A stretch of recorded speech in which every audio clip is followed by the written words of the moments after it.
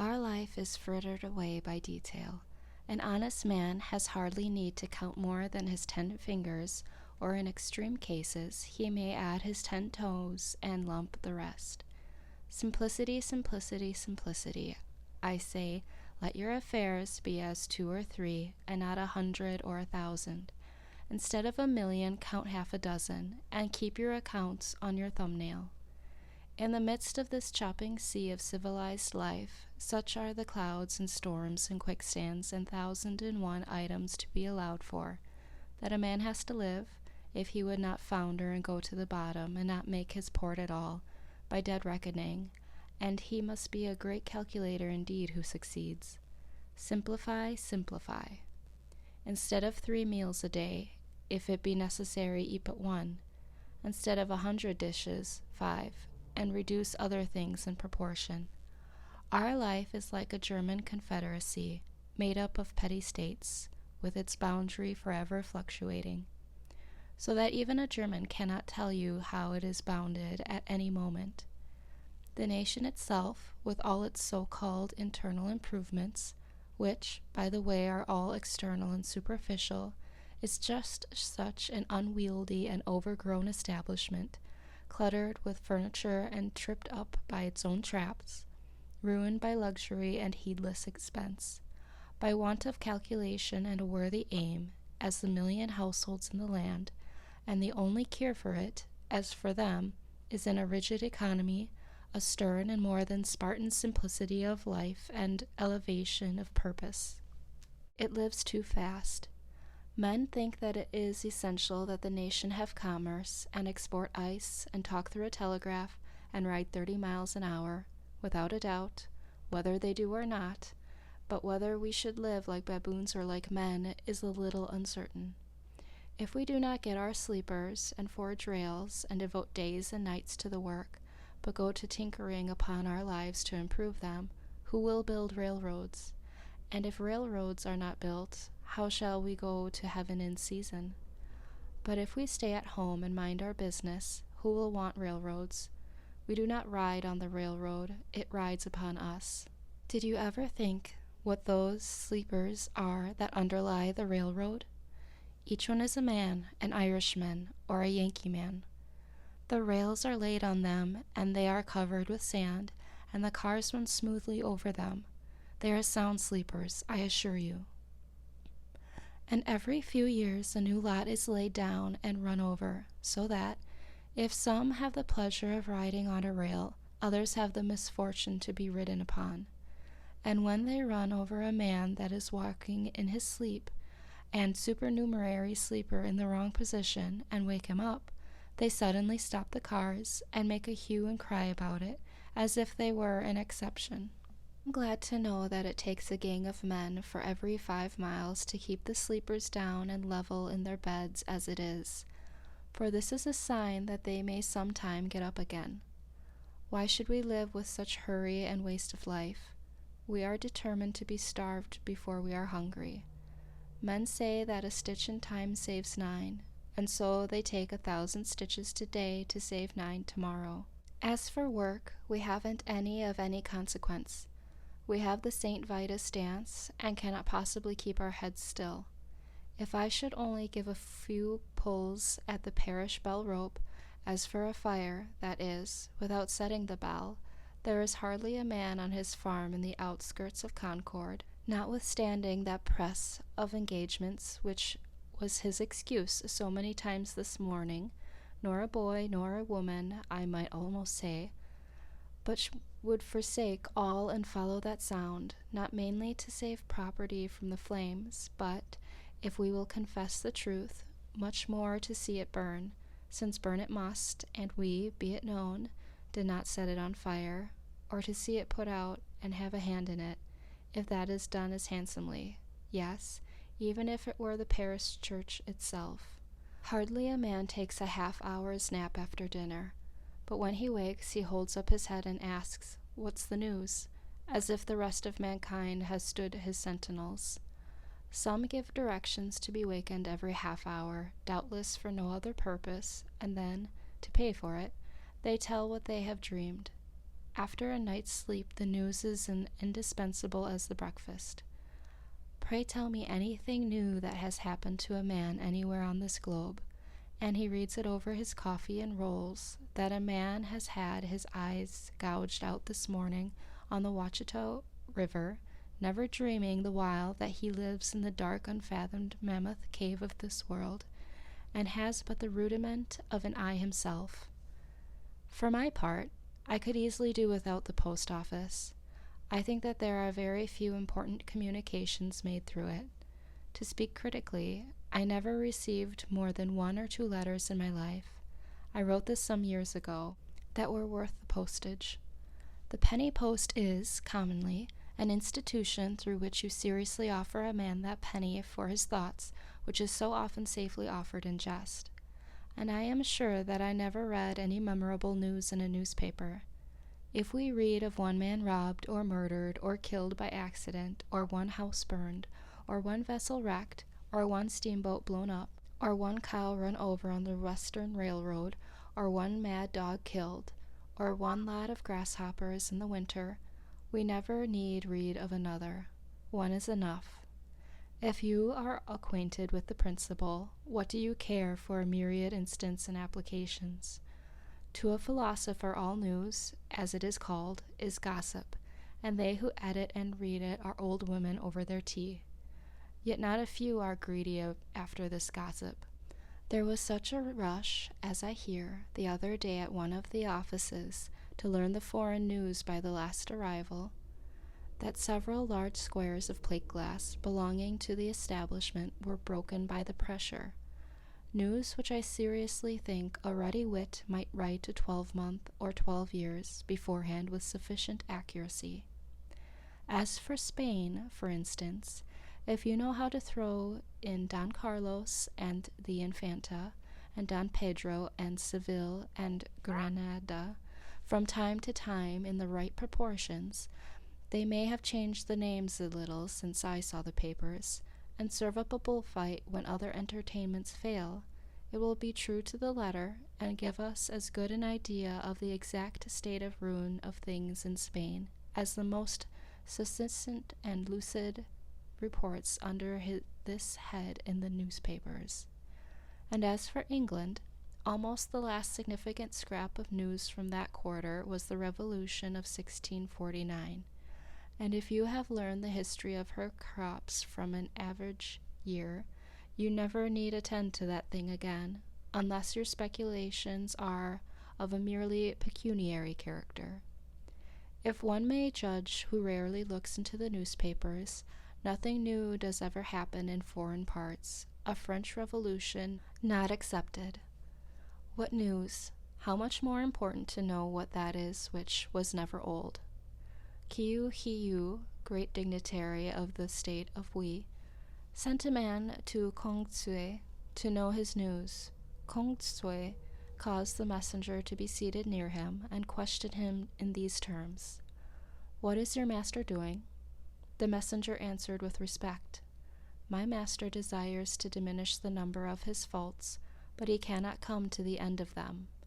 The messenger being done, the philosopher remarked, "What a worthy messenger! What a worthy messenger!"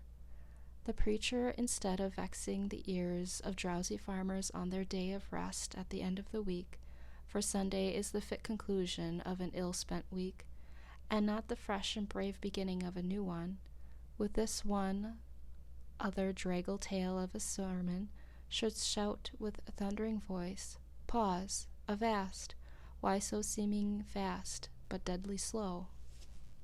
Shams and illusions are esteemed for soundest truths, while reality is fabulous. If men would steadily observe realities only, and not allow themselves to be deluded, life, to compare it with such things as we know, would be like a fairy tale and the Arabian Nights' entertainments.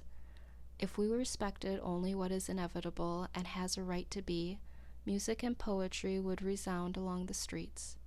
When we are unhurried and wise, we perceive that only great and worthy things have any permanent and absolute existence, that petty fears and petty pleasures are but the shadow of the reality. This is always exhilarating and sublime. By closing the eyes and slumbering, and consenting to be deceived by shows, men establish and confirm their daily life of routine and habit everywhere, which still is built on purely illusory foundations. Children, who play life, discern its true law and relations more clearly than men, who fail to live it worthily, but who think that they are wiser by experience, that is, by failure. I have read in a Hindu book that there was a king's son who, being expelled in infancy from his native city, was brought up by a forester, and, growing up to maturity in that state, imagined himself to belong to the barbarous race with which he lived. One of his father's ministers, having discovered him, revealed to him what he was, and the misconception of his character was removed, and he knew himself to be a prince, so soul, continues the Hindu philosopher, from the circumstances in which it is placed, mistakes its own character, until the truth is revealed to it by some holy teacher, and then it knows itself to be Brahme. I perceive that we inhabitants of New England live this mean life that we do because our vision does not penetrate the surface of things. We think that that is which appears to be. A man should walk through this town and see only the reality. Where, think you, would the milldam go to? If he should give us an account of the realities he beheld there, we should not recognize the place in his description. Look at a meeting house, or a courthouse, or a jail, or a shop, or a dwelling house, and say what that thing really is before a true gaze, and they would all go to pieces in your account of them. Men esteem truth remote, in the outskirts of the system, behind the farthest star, before Adam and after the last man. In eternity there is indeed something true and sublime, but all these times and places and occasions are now and here. God himself cumulates in the present moment, and will never be more divine in the lapse of all the ages, and we are enabled to apprehend at all what is sublime and noble only by the perpetual instilling and drenching of the reality that surrounds us. The universe constantly and obediently answers to our conceptions. Whether we travel fast or slow, the track is laid for us. Let us spend our lives in conceiving then. The poet or the artist never yet had so fair and noble a design, but some of his posterity at least could accomplish it. Let us spend one day as deliberately as nature, and not be thrown off the track by every nutshell and mosquito's wing that falls on the rails.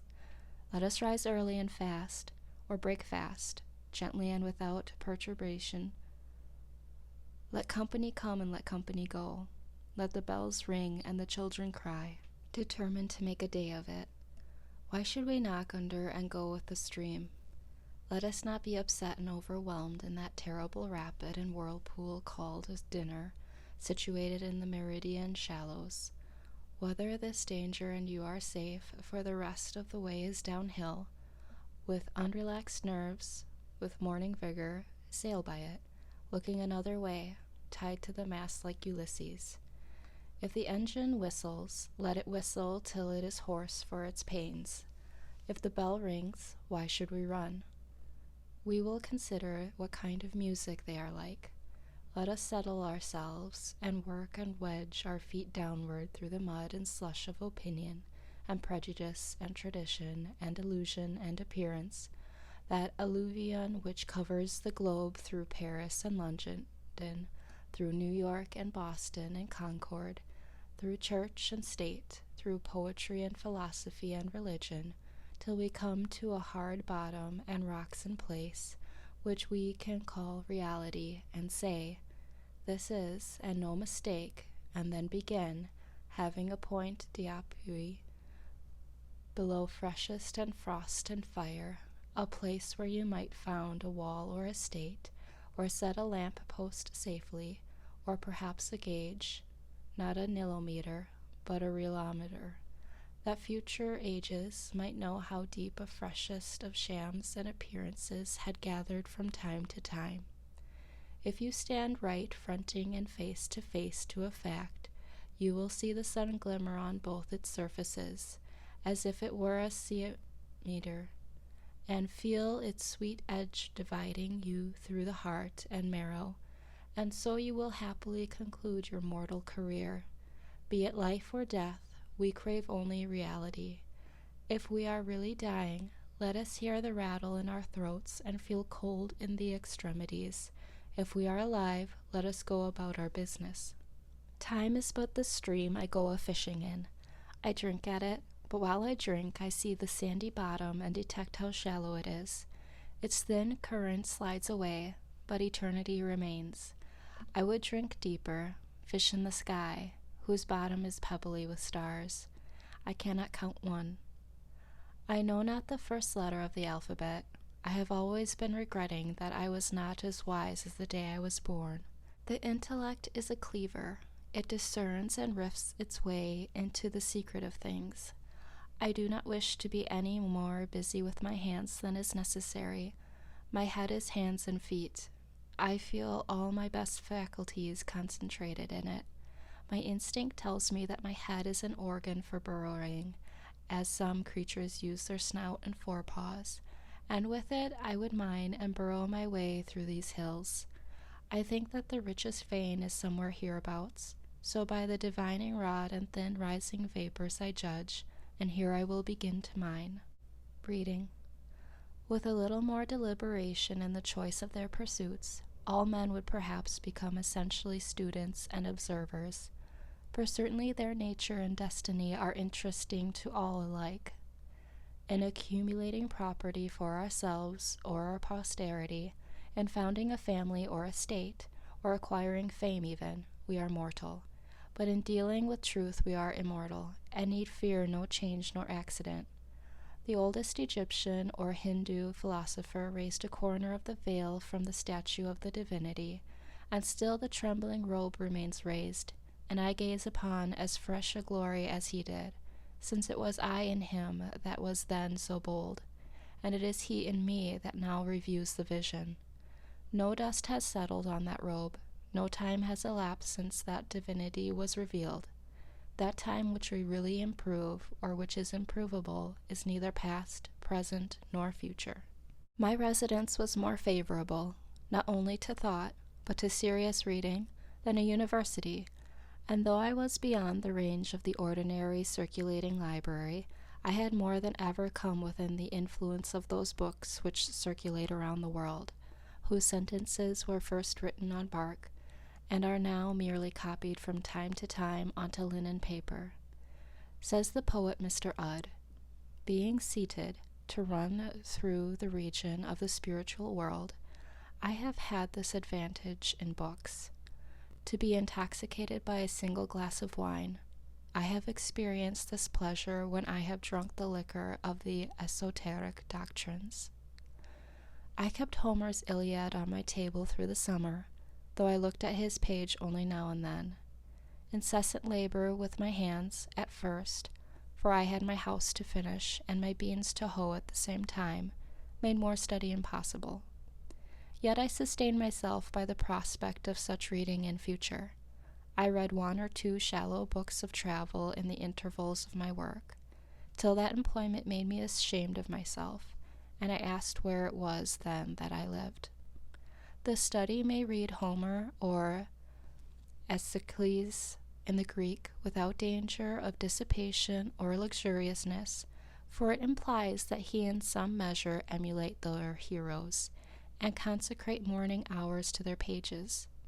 The heroic books, even if printed in the character of our mother tongue, will always be in a language dead to degenerate times, and we must laboriously seek the meaning of each word and line, conjecturing a larger sense than common use permits out of what wisdom and valor and generosity we have.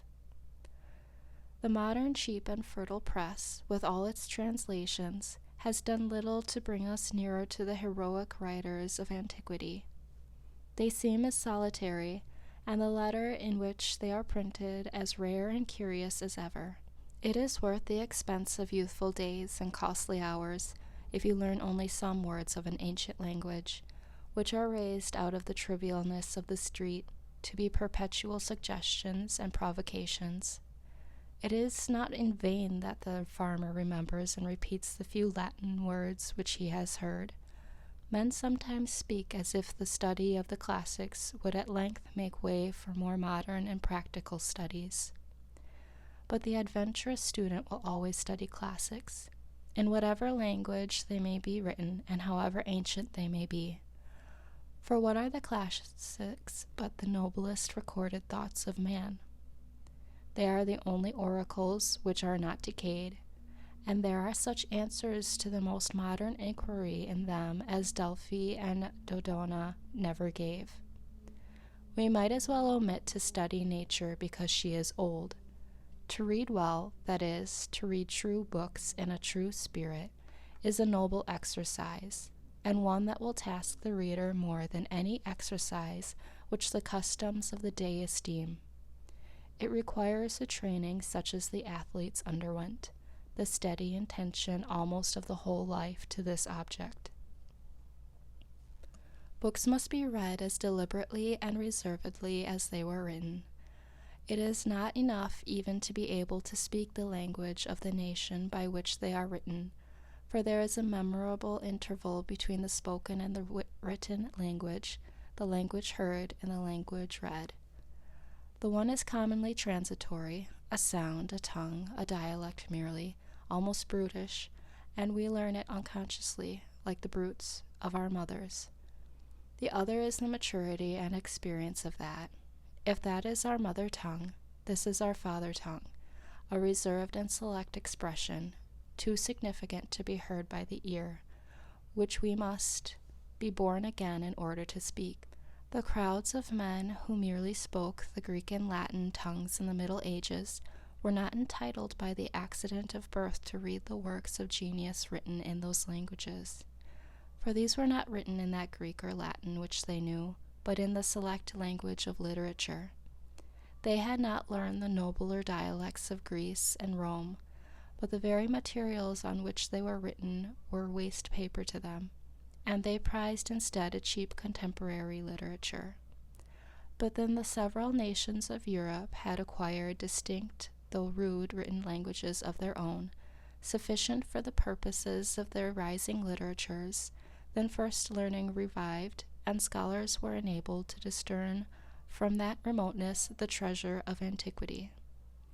What the Roman and Grecian multitude could not hear, after the lapse of ages a few scholars read, and a few scholars only are still reading it.